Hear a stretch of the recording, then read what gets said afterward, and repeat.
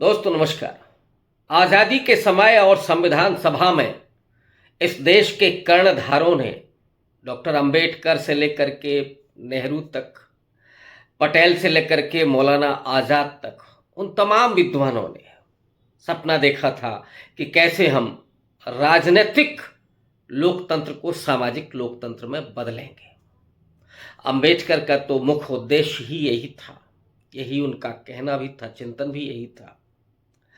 और ये देश जिस मिजाज का रहा, इसकी पृष्ठभूमि सामंती पृष्ठभूमि, राजाओं की पृष्ठभूमि, और हमेशा से एक बड़े तबके को सामाजिक गुलामी का शिकार होना पड़ा।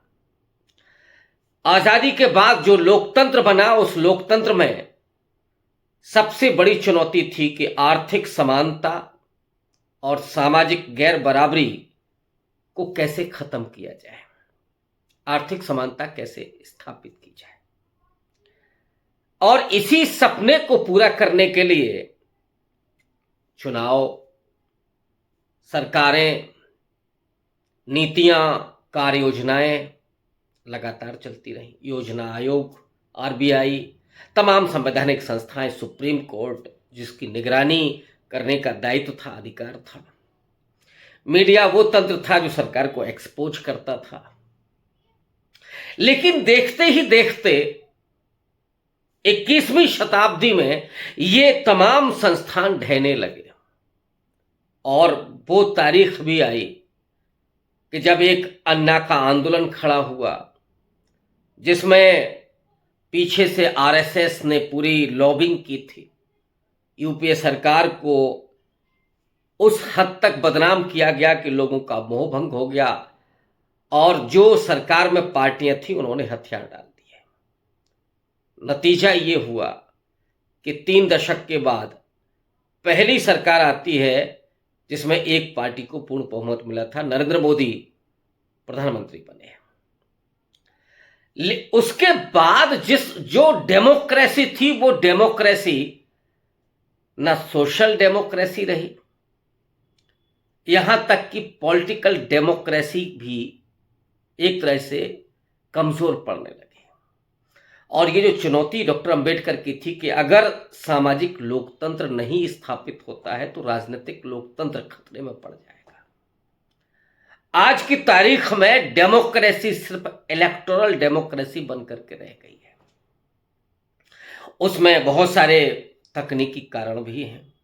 और अब मैं उस मुद्दे पर आता हूं कि उसी चुनावी लोकतंत्र का नतीजा ये कि हर साल किसी विधानसभा के चुनाव होते हैं, कभी लोकसभा के चुनाव होते हैं। हालांकि ये डेमोक्रेसी को और ज्यादा वाइब्रेंट बनाते हैं, लेकिन एक ऐसी पार्टी सरकार में हो जो सिर्फ चुनाव जीतना ही मकसद मानती हो, जिसका एकमात्र लक्ष्य हो कि सत्ता में कैसे अपने वर्चस्व को बरकरार रखा जाए, और वो भूल जाए या छोड़ दे अपनी नीतियों को, कार्य योजनाओं को। नौजवान बेरोजगारी से तड़पता रहे, उनके हाथों में पकड़ा दिए जाएं त्रिशूल, उनके हाथों में पकड़ा दिए जाएं भगवे झंडे, और किसान जिन पर भांजी जाएं लाठियां, वो औरतें जिन्हें अब घर की दहलीज के भीतर फिर से धकेलने का षड्यंत्र रचा जा रहा है, वो तमाम पाखंडी बाबाओं से लेकर के राजनीतिक लोग भी उस तरह की भाषा का इस्तेमाल कर रहे हैं। लगातार जो महिलाओं का अपमान हो रहा है, उनसे उनका मनोबल टूट रहा है। दलितों, पशुओं और आदिवासियों की बात तो आप छोड़ ही दीजिए। मैं बात करना चाहता हूं बिहार की राजनीति की। बिहार की राजनीति में जो पिछले दिनों से चल रहा है, बड़ी उम्मीदें लगाई आपने, हमने, सबने, कि वो नीतीश कुमार जो पिछले 20 साल से बिहार की राजनीति में काबिज हैं, जो व्यक्ति सामाजिक न्याय की राजनीति से निकल के आया, जेपी मूवमेंट से निकल के आया, वो व्यक्ति हिंदुत्व का इतना बड़ा पिट्ठू बन जाएगा किसी ने सोचा नहीं था। मोदी का ऐसा एक तरह से गुलाम बन जाएगा कि जो पैरों में गिरता है, जिसके कंधे पर मोदी की सरकार सवार है, और वही व्यक्ति अपने कंधे को लगातार उसके चरणों में झुकाता चला जा रहा है। कल एक बात उठी अश्विनी चौबे के द्वारा कि नीतीश कुमार को डिप्टी पीएम बनाया जाना चाहिए, लेकिन खेल ये नहीं है। खेल है कि कैसे नीतीश कुमार को खत्म किया जाए बिहार की राजनीति में। और इस समय कांग्रेस पार्टी हो और आरजेडी हो, वो एक नई राजनीतिक बिसात बिछा रहे हैं। आज ही बिहार में कन्हैया कुमार, जो कांग्रेस पार्टी के अब युवा लीडर हैं, जेएनयू छात्र संघ के अध्यक्ष, जो लेफ्ट से निकल करके आए, वो इस समय बिहार में यात्रा कर रहे थे। पलायन रोको रोजगार दो यात्रा कर, नौकरी दो यात्रा कर रहे थे। आज उसका समापन था और समापन के दिन कन्हैया कुमार की गिरफ्तारी हुई। गिरफ्तारी हम लोग जानते हैं कि नेताओं की कैसी होती है। नीतीश कुमार को अपना ज्ञापन सौंपने के लिए जा रहे थे, रोक लिए जाते हैं, हाथापाई होती है, पूरा मीडिया कवरेज मिलता है और जो पलायन रोको यात्रा लंबे समय से चल रही थी, आखिरी दिन आकर के हिट होती है। अब इसी की मैं पड़ताल करने के लिए जा रहा हूं। शुरू की जो पृष्ठभूमि थी वो दरअसल आपको इतिहास से रूबरू करने के लिए, आपको एजुकेट करने के लिए। अब उस विश्लेषण को थोड़ा सा समझने की जरूरत है। कांग्रेस पार्टी रिवाइव करना चाहती है बिहार में और इसीलिए उसने कृष्ण अल्लावरू को अपना प्रभारी बना करके भेजा। इधर उसने राजेश कुमार राम को, जो दलित समाज से आते हैं, जाटव समाज से आते हैं, जिसकी आबादी बिहार में 5.1% है, पासवान समाज की 5.2% है।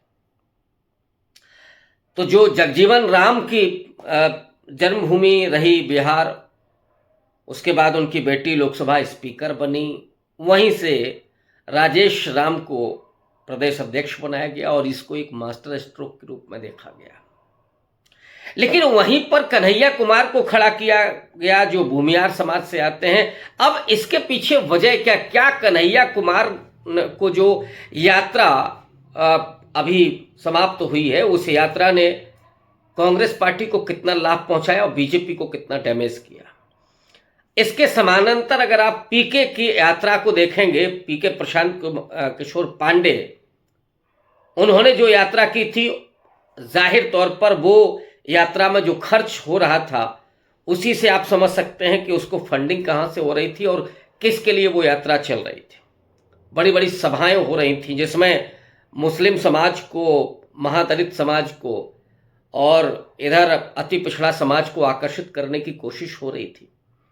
अब प्रशांत किशोर पांडे हैं तो ऑब्वियस है, लगेगा कि अपर कास्ट को प्रकाशित लाने की कोशिश हो रही हो, लेकिन वो कोशिश इसलिए संभव नहीं है क्योंकि भारतीय जनता पार्टी का वो कोर वोटर है। प्रशांत किशोर के साथ वो तभी जा सकता है जब प्रशांत किशोर माने पीके बीजेपी के साथ हो, नहीं तो वो वोट बीजेपी का है। लोग ये कह रहे हैं कि पीके को बैलेंस करने के लिए, पीके के प्रभाव को खत्म करने के लिए कन्हैया कुमार की यात्रा प्लान होती है और उसने एक बड़ा मुकाम हासिल किया, बड़ी सफलता अर्जित की। लेकिन मुझे इसमें कुछ संदेह लगता है। पीके ने जो डैमेज किया था, उससे बड़ा डैमेज तो खुद नीतीश कुमार ने किया और इसका बेनिफिट आरजेडी को मिलने जा रहा है। पीके ने जो किया धरा था उस पर पानी फेर दिया नीतीश कुमार ने वक्फ बोर्ड अमेंडमेंट बिल का समर्थन करके। और नीतीश कुमार का जो वोटर निकल रहा है उससे दो ही पार्टियों को फायदा होगा, एक तो बल्कि तीन पार्टियों को फायदा हो सकता है। एक है बीजेपी, जहां से अति पिछड़ा समाज बीजेपी के पास जा सकता है। अगर कांग्रेस पार्टी अति पिछड़ा समाज को थोड़ा तवज्जो दे, जिसकी मैं बार बार चर्चा करता रहता हूं कि इस समय की जो पॉलिटिक्स है वो तीन समाजों पर केंद्रित है, तीन जो बहुत आकांक्षी समाज हैं, जो पॉलिटिकल रिप्रेजेंटेशन अपना बढ़ चढ़ करके चाहते हैं, अपनी भागीदारी सुनिश्चित करना चाहते हैं। उसमें पसमानदा मुस्लिम है, उसमें दलित समाज है और दलित समाज में भी एक, जैसे पासवान को माइनस करके आप देखिए, या उत्तर प्रदेश में जाटव को माइनस करके देखिए, वो समाज जो ज़्यादा आज आकांक्षी हैं अपने प्रतिनिधित्व के। और अति पिछड़ा, नॉन पासवान दलित और आपका अति पिछड़ा समाज, पसमानदा, ये तीन। अब इन तीन को कवर अप करने के लिए अगर कांग्रेस पार्टी कोई बड़ा कदम उठाती है, जैसे उन्होंने राजेश राम को अपना प्रदेश अध्यक्ष बनाया, निश्चित रूप से उसका बड़ा फायदा मिलेगा कांग्रेस पार्टी को। और जो दलित आरजेडी के साथ नहीं जा सकता है वो कांग्रेस के साथ जुड़ेगा, इसमें कोई दो राय नहीं है इसका। और राहुल गांधी की अपनी जो यात्रा रही है, भारत जोड़ो यात्रा, उसके बाद भारत जोड़ो न्याय यात्रा, और इस समय न्याय पथ जो अधिवेशन हुआ उसमें 50% आरक्षण की सीमा को बढ़ाने का जो ऐलान है, जाति जनगणना कराने का जो ऐलान है, निजी क्षेत्र में आरक्षण बहाल करने का जो ऐलान है उसने, और खुद राहुल गांधी जिस तरह से संघर्ष कर रहे हैं, राहुल गांधी उस दलित के दर्द को महसूस कर रहे हैं और लगातार दलितों आदिवासियों के पक्ष में बोल रहे हैं, उसका एक बड़ा प्रभाव है। राहुल गांधी की छवि एक ऐसे व्यक्ति की छवि नहीं है जो ब्राह्मण, सो कॉल्ड, खुद कांग्रेस पार्टी की तरफ से कहा गया कि जो ब्राह्मण है समाज से आता है। हालांकि राहुल गांधी के परिवार में तमाम जीन्स मौजूद हैं, इसलिए उनको ये कहना ठीक नहीं है, लेकिन इस देश में जाति की राजनीति होती है तो ऑब्वियस है राहुल गांधी को भी ये कहा गया। लेकिन राहुल गांधी की पहचान खास करके दलित और पिछड़ों के बीच ये नहीं है कि वो ब्राह्मण है। एक ऐसे नेता हैं जो आज की तारीख में बहुजन आइकॉन के रूप में देखे जा रहे हैं, तो उनका एक बड़ा प्रभाव है। मल्लिकार्जुन खड़गे का भी प्रभाव है, लेकिन मल्लिकार्जुन खड़गे के साथ जो प्रॉब्लम है कि उनके जो तीनों सलाहकार हैं वो अपर कास्ट से आते हैं, तो कुछ लोगों की निराशा होती है कि मल्लिकार्जुन खड़गे वो काम नहीं कर सकते हैं, नहीं कर पा रहे हैं, नहीं करते हैं जो काम उन्हें करना चाहिए। तो एक इमेज है राहुल गांधी की, और उसमें जो राजेश राम है वो प्लस करते हैं, तो दलित कहीं कांग्रेस पार्टी की तरफ आता हुआ दिख सकता है आपको चुनावों में। कृष्ण अल्लावरू प्रभारी हैं, तो अब वो दक्षिण से आते हैं। कन्हैया कुमार को लेकर के ये माना जा रहा है कि जो मुस्लिम समाज है उसको भी वो आकर्षित कर सकते हैं, और अपर कास्ट को, भूमियार समाज को, जो बेहद मजबूत है। लेकिन मैं इस बात को कतई नहीं मानता। मुझे सीधे तौर पर यह समझ में आता है कि बीजेपी जब तक है, मजबूत है, तब तक अपर कास्ट वोटर कभी भी कांग्रेस पार्टी या आरजेडी की तरफ नहीं आ सकता। जहां पर टिकट दिया जाएगा वहां पे वो वोट करेगा, वो एक अलग बात है। वो किसी को भी आप टिकट दे देंगे, वो अपनी जाति का, अपने समाज का वोट लेकर के आ जाएगा। उसका मतलब ये नहीं होता है कि वो उस पार्टी का वोटर है। जिस तरह से दलित वोटर बनते हुए दिख रहा है कांग्रेस पार्टी का, वैसे अपर कास्ट वोटर नहीं है। हाँ, वही है कि जहां पर टिकट मिलेगा वहां पे वो वोटर उस जाति का जा सकता है। भूमियार को टिकट मिलेगा लेकिन ब्राह्मण और राजपूत नहीं जाएगा, सिर्फ भूमियार जाएगा। तो इस बात को समझने की जरूरत है। तो बिहार में अब ये जो परिस्थितियां हैं जिनका मैंने ब्यौरा आपको दिया, क्या और तेजस्वी के सामने एक चुनौती कन्हैया कुमार के रूप में है। लोग कहते हैं कि लालू प्रसाद यादव नहीं चाहते थे कि कन्हैया कुमार सामने आए, वो तो ये भी नहीं चाहते थे कि पप्पू यादव कभी उनकी चुनौती बने। हालांकि ये चुनौती गलत लगती है क्योंकि आरजेडी एक बड़ी पार्टी है और लालू प्रसाद यादव के बेटे के रूप में तेजस्वी की अपनी एक अलग पहचान है, तो उनके लिए कोई बड़ी चुनौती नहीं हो सकती है। लेकिन डर तो किसी के पास भी हो सकता है, डर का तो कोई इलाज है नहीं। अब यहां जरा इन परिस्थितियों की पड़ताल करने की जरूरत है कि माइनस नीतीश कुमार, अब नीतीश कुमार की राजनीति पतन की तरफ है, गर्त में जा रही है। ऐसे में जो अति पिछड़ा वोटर है, महादलित वोटर है, या जो मुस्लिम छोड़ रहा है, उनको छोड़ ही चुका है, उसका फायदा किसको मिलेगा। कभी आरजेडी की पहचान एक एमवाई समीकरण के रूप में होती थी, लेकिन तेजस्वी A to Z की बात करते हैं। अब ये बात तो तय है कि आपको पिछड़ा मिल सकता है, आपको मुस्लिम मिल सकता है, आपको दलित मिल सकता है, लेकिन बीजेपी जब तक मौजूद है और बिहार में बीजेपी अपना मुख्यमंत्री बनाना चाहती है, ऐसे में मेरे हिसाब से 80 से 90% अपर कास्ट बीजेपी के साथ ही जाएगा इस बार, कोई रोक नहीं सकता। कन्हैया कुमार की कोई खास बिसात है ही नहीं, अभी उनकी ये स्थिति नहीं है कि वो भूमिहार वोट लेकर के आ जाएं। हाँ, ये ज़रूर है कि वो एक नैरेटिव खड़ा कर सकते हैं, उनमें वो दम है, वो अपील है, वो भीड़ भी आई। और आज जो हुआ, मैं इसको बीजेपी की ही साजिश मानता हूँ।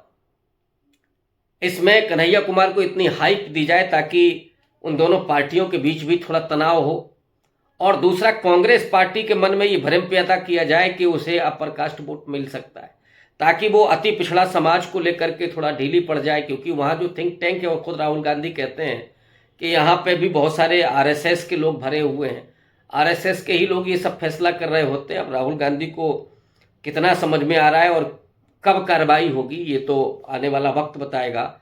लेकिन ये जो फैसले हैं कि कन्हैया कुमार को ले जाना वहाँ पे और वो यात्रा प्लान करना, क्या ये यात्रा राजेश राम नहीं कर सकते थे? वो लीड नहीं कर सकते थे? लेकिन राजेश राम अगर लीड कर रहे होते तो आज वाला तमाशा नहीं होता। आज ऑब्वियस है कि गिरफ्तारी ये हुई, और गिरफ्तारी को जो कवरेज मिला, मेरा तो हमेशा से संदेह होता है कि जिस मुद्दे को अगर गोदी मीडिया हाइप दे दे तो समझिए कि बीजेपी को फायदा हो रहा है। तो कांग्रेस पार्टी को गुमराह करना ये इस पूरे खेल के पीछे लगता है। पीके जो कमज़ोर हो रहे हैं, लेकिन कांग्रेस पार्टी को गुमराह कर दिया जाए ताकि उनका फोकस राजेश राम पर कम हो या अति पिछड़ा समाज पर कम हो, और उसका फ़ायदा सीधे तौर पर बीजेपी को मिले।